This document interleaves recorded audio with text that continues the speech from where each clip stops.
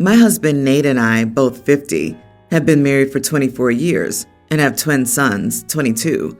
He got into an awful car accident a couple of months ago, and though he wasn't seriously injured, he was shaken.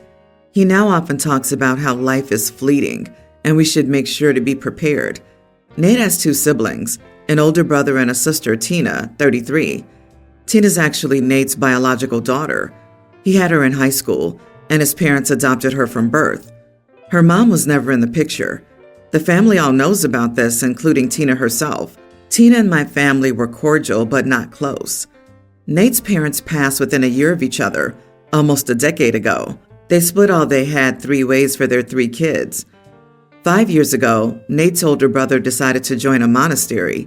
He left behind all his worldly possessions to Tina and my sons, though my sons mostly got things of sentimental value, while Tina got things of more monetary value. I think my in-laws were all within their rights to handle their money as they saw fit. My problem is Nate. Yesterday, Nate told me he had a rough idea of how he would like his possessions taken care of.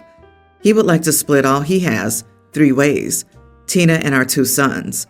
We don't have a lot, but Nate has his parents' inheritance, and he would like to give that all to his children equally. I asked him how this was fair. His parents adopted Tina and already received her inheritance as their daughter. If his parents gave him and his brothers half, I would understand why he felt the need to provide Tina with something.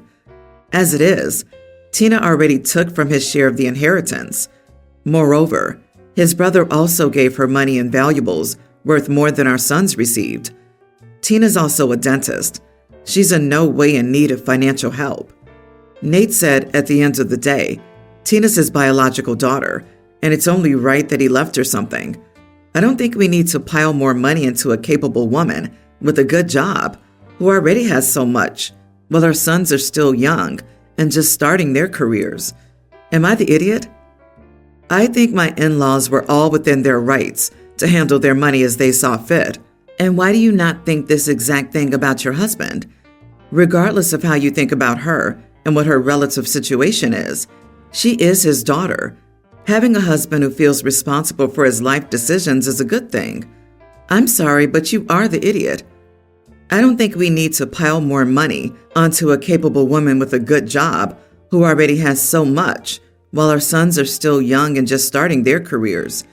It's noticeable that you keep saying Tina compared to our sons. Try saying his daughter.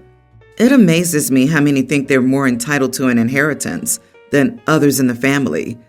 I can't imagine counting the money that's someone else's before they're even dead and buried, and being upset that the shares aren't fair. Lady, how greedy are you? I bet you'll be one of those vicious people who try to challenge wills after death to take all you can get because you're already convincing yourself that no one deserves it more than you. You sound very jealous of his daughter. Regardless of her adoption status by blood and DNA, she's still his daughter. Not the idiot. I don't know why people say you are the idiot when you're so clearly not. From what you said, it sounds like what your husband's leaving his sons is largely what was left to him by his parents. Tina already inherited a third of what your husband's parents left. So now, by leaving an equal portion of his stuff to Tina, he's just leaving more inheritance to her. This means Tina's getting an unfairly more considerable inheritance while she's older than your sons and has a well-paying and stable job. If I were you, I'd be angry. LOL. Is it unfair? Nate probably feels extremely guilty for abandoning Tina, and this is his way of attempting to make amends. At the end of the day, he can do what he wants with his money. What his parents left his daughter that they adopted has nothing to do with anything. Nobody's keeping score, except you, apparently. What they left was their choice. What your brother-in-law left was his choice. And what your husband leaves his parents' inheritance is his choice, not yours. And no, there is no universe where it's okay for your husband to disinherit his oldest child just because he was too young to parent her originally. You sound petty, and your argument doesn't hold salt. I am in a long-distance relationship. We've been together since high school and are very much in love. It's hard but worth it. She attends a community college in our hometown, and I'm at Stanford. She recently applied to go to college with me and got rejected. She's been off school since she found out. We ended up getting into an argument. She told me she doesn't want to go back to college. I tried talking to her. I said school is best for her, and she shouldn't let the rejection hit so hard. She says, I never wanted to go to Stanford anyway, which is a lie. I know how badly she wanted to get in, and insisted she should drop out and come and live with me instead. I said, oh, you want to get a job and live with me? I told you could go to community college near me. But she said the weirdest thing. She said, I'm tired of college, and I don't want a job. I can cook and clean and look after you. I was honestly surprised. I said, like, what, a traditional housewife? That's really what you want? She said, yes. People have been doing it for hundreds of years. Why not? I said, I'm not interested in a relationship like that. She got frustrated with me. She said, of course, no one respects a housewife anymore, but they do a lot of work. A real man would appreciate that they have a woman at home cooking and cleaning for them. It's real work. It's hard work. But men like you have no appreciation for the work women do. I said I appreciated it, but it wasn't the relationship I wanted. I wanted a motivated partner in her career to succeed, just like I am. I added that I have a tiny apartment, and it's not like she knows how to cook. It's work, I guess, but nothing compared to school and an actual job. She said I was implying a woman's value is determined by her ability to work and go to school. She said I had no respect for women and was misogynistic. I just got fed up and annoyed and snapped at her. I said I wasn't being misogynistic. Imagine if I said I didn't want a job and would stay home while my girlfriend paid all the bills, worked, and went to school. Everyone would call me a deadbeat, lazy idiot. I also said she'd make a terrible traditional wife. She doesn't want kids. She doesn't know how to cook or clean. I know how to cook better than she does. What kind of trad wife is she going to make? I'm also 20 and not looking to have someone rely on me. I said it's important for her to get a job and be financially secure. I also said she was only saying this because Stanford rejected her. Hello, it's Stanford. They reject everyone. She loves her career and can't seriously let a small setback keep her from what she really wants to do. So many people get rejected from schools like that. You can't just drop out. Like, you got rejected. Big deal. Try again next year. After I said all of that, she was just silent. She didn't even say anything, just went to her room and locked herself in. Am I the idiot here? Do I need to apologize immediately? Not the idiot. This is either a temporary state of mind, fueled by her recent disappointment with Stanford, or she's always wanted this and sprung it on you out of nowhere.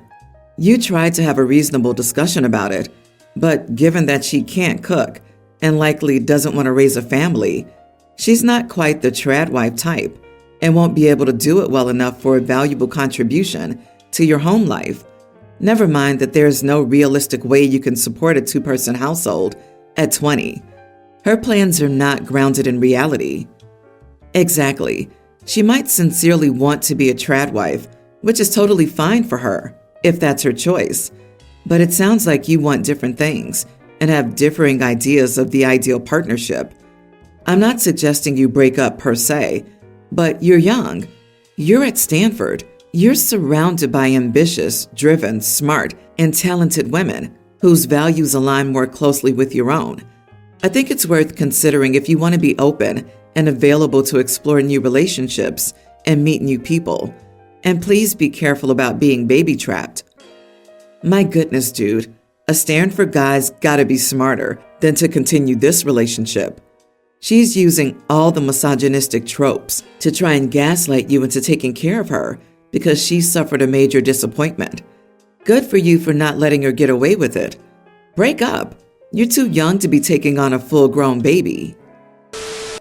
I have a 19-year-old stepdaughter, Molly.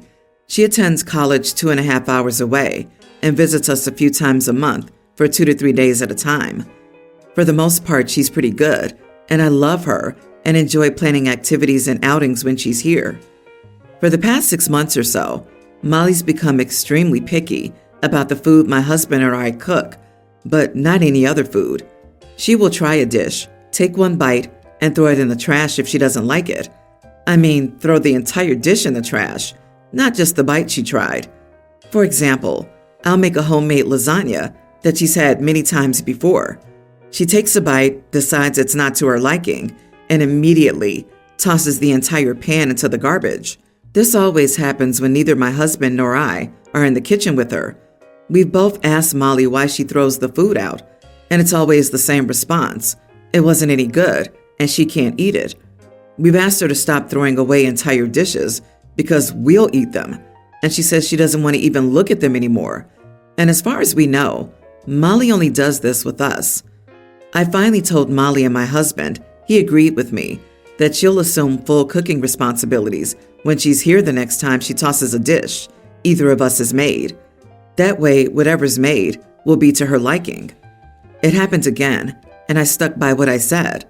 Molly got upset and went to her mom's, 30 minutes away, because her time with us, or her mom, is supposed to be fun and relaxing, not having to do chores. Molly's mom called my husband in a rage, screaming about how we were mistreating Molly. She's a child, and it's not that hard to just fix a different meal to make her happy. And she accused us of emotional and mental abuse. Molly's mom does not cook, so they either go out or order food for their meals. Molly's currently refusing to visit unless I apologize to her and agree she can do what she wants with the food. My husband misses his daughter, but he's siding with me on this, saying Molly's been wasteful and disrespectful of our cooking and hospitality. We never cook anything we know she dislikes. When she's here, we tend to make the dishes that she's always enjoyed before and ask for her input and suggestions, but she says she doesn't care what we make. I feel bad because I know this is hurting my husband, and I do miss Molly. Plus, I want her to spend time with us and have a good time doing so. Am I the idiot? Edit. Molly's not pregnant. Molly is very, very openly lesbian. This only happens at our house. When we go out or order food, she happily finishes her meal, gets dessert, and often finishes my food too, which I absolutely don't mind. Molly has no awareness of money because she's never had to pay for anything herself, nor has she ever had to get a job. My husband and I are fully funding her education, plus she gets $500 a month from us for living expenses. Her mom, my husband's parents, and her mom's parents also send her $500 a month to do with as she pleases. Wow. I mean, that's an amazing lack of self-awareness. She doesn't seem to care about the cost of such waste. Truly, I'm baffled here. Consequences suck, but there it is. You're nicer than I am, though. You only want her to cook what she'll eat. I'd go a step further and demand reimbursement of the cost of any dish she so brazenly throws out. I'm glad your husband is sticking with you in this. The daughter is obviously 100% unreasonable here. You are not the idiot. It's time for a 19-year-old child to grow up. Excuse me? She's getting $2,000 plus per month? After her housing and school are paid for. No wonder she doesn't care. She's got more income than 75%, probably more, of Americans. You all have created this ungrateful monster and are now trying to enforce rules she's never had to face before. You can't possibly be surprised she doesn't like being held accountable. That girl needs to get a job. She needs one to teach her the lessons she should have learned growing up. Even Kate Middleton worked as a waitress in college. Right? What the heck does she need all that money for? Stop funding her life. Pay tuition and meal plan. She can get a job for anything else she wants to buy. What an entitled brat. I'd be utterly mortified if I raised such a wasteful and self-entitled brat. It's time for your husband to actually parent her instead of throwing money at her. In 5 months, I'm taking my family on vacation to Nicaragua. This is a trip I've been planning for a couple of years and is somewhat a splurge for me. I have 6 children, 31 male, 30 male, 19 female, male teen, female tween, male pre-tween. My oldest son is paying for himself and his 2 sons, kindergartner and pre-tween, and I'm paying the cost for everyone else, including my 30-year-old's fiance and my teen son's best friend. My girlfriend is also coming with us, and I'm paying for her and her kindergartner-age daughter. My 19-year-old daughter asked me if her boyfriend of 15 months could come with us on vacation. I answered yes, but that he'd have to pay the extra cost, flights, excursions, etc. We're renting a house, and my daughter would be getting her own room anyway, so we could stay in there for no extra cost. According to her, the only reason her boyfriend isn't coming is because he can't afford it. This essentially translates to his parents having refused to pay for it. I know his parents are wealthy and are currently on vacation. My daughter's not with them, and from what I know, was not invited. My daughter's been begging me to pay for him so we can come. My answers remain no, and we've argued extensively about it.